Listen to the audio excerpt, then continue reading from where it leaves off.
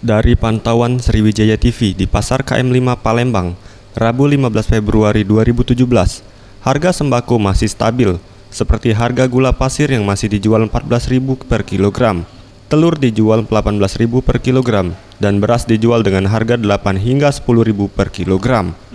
Sejumlah pedagang yang ditemui mengaku, stabilnya harga sembako dikarenakan pasokan yang memadai dan tidak terjadi keterlambatan dalam pengiriman sembako. Harga sembako kita di Februari ini stabil apa Cak? Stabil. Masih stabil ya? Apakah ada penurunan justru kenaikan? Nggak ada ini ya, kayaknya biasa aja gitu, nggak ada. Pengiriman terganggu?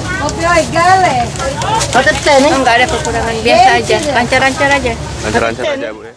Sementara untuk minyak goreng curah mengalami kenaikan dari sebelumnya Rp11.000 per liter, kini dijual Rp12.000 hingga Rp13.000 per liter.